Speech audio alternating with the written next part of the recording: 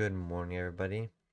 We are expecting some severe weather to impact the central US today, and tomorrow we do have a slight risk for severe weather. I would not be surprised if we got an enhanced risk tomorrow when we do get the day one outlook, as we do have a 5% chance risk right now and a pretty favorable environment, looking like mostly a linear threat tomorrow, as we do have a strong trough digging in. Same as today, looking like mostly a linear threat today. We also are watching the tropics very closely. This right back here is a tropical wave we are watching that has come off the coast of Africa and does have a 30% chance of developing over the next 7 days in the Caribbean, where it could either go out to sea, towards the US, or towards Mexico. So we're watching that very closely, the tropics and severe weather, as we are looking like we are going into second severe weather season, fall severe weather season. Let me break down what you guys can expect over the next few days. Here is the especial for today. You can see we have a marginal risk for severe weather in areas such as Oklahoma and Kansas. We also have a less than 2% tornado risk, a 5% damaging wind risk, and a 5% damaging hail risk. So we're watching for the possibility of damaging wind and hail today. That is our main threat. We're looking at mostly a QCS type of threat, so a line of storms most likely. This is our risk for tomorrow, where we do have a slight risk. For severe weather, currently a 2 to 5 risk.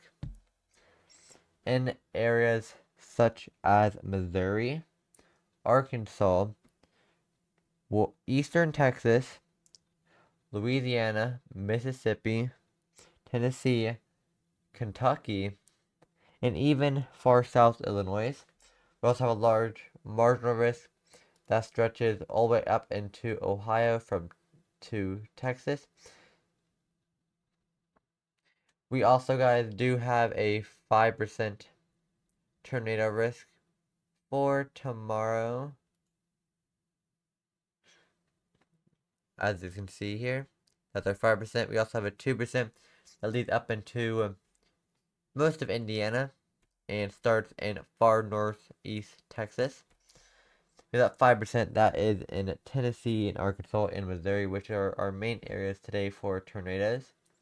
We also have a 15% damaging wind risk that stretches from Texas up into far southern Illinois, and we have a 5% that stretches all up into Ohio from Texas. And we have the same with a 15% tail risk, except for it is much smaller and only includes Missouri, Oklahoma, Texas, Arkansas for the hail risk. Let's break down what the models are showing. Oh yeah, this is what the ARRR weather model is showing for today and tomorrow. You can see a little bit of a line of storms. Nothing super severe expected for today. Like I said, main threat being wind and hail. But then you can see by the 18th morning, you can see some storms firing in Oklahoma and Texas. And eventually becomes a line by the afternoon hours. And overnight, we do see a longer line stretch into areas like Ohio, Illinois, Indiana. It's a big line of storm that's pushing east. Main threat being wind and hail. But we do have a little bit of a higher tornado threat over here in Arkansas. Let's look at our CAPE on the ARRR weather model. This is our CAPE for the ARRR. It's picking up on about 1,000, 2,000 CAPE in some areas. Not a whole bunch of CAPE, as we don't have a lot of CAPE with our fall severe weather season setups like this. But we do have enough instability for some severe storms. Like we do have some 2,000 plus CAPE areas in Texas and Oklahoma, in Arkansas, where we have that higher risk for severe weather and for tornadoes. Let's look at our supercell composite. This is our supercell composite for today and tomorrow.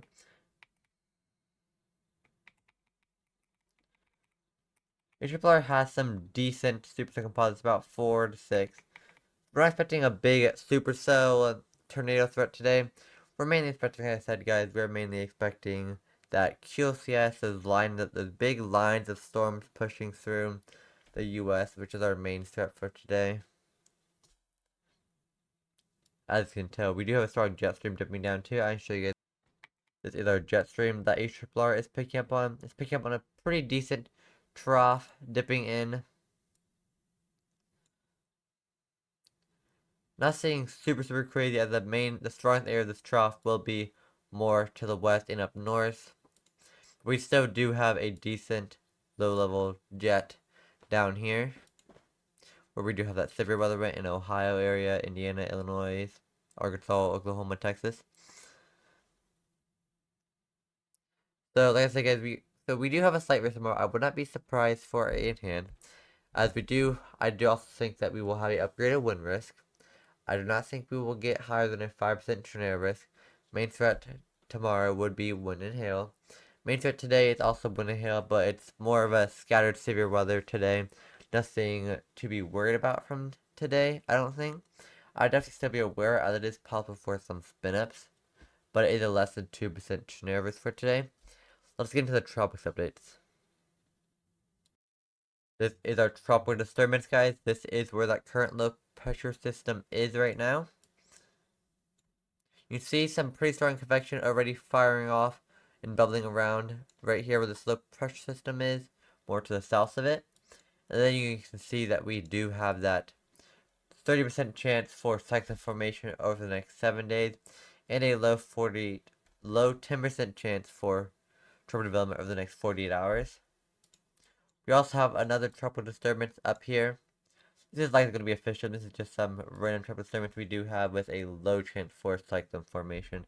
I'm not really expecting any impact from this if anything does develop.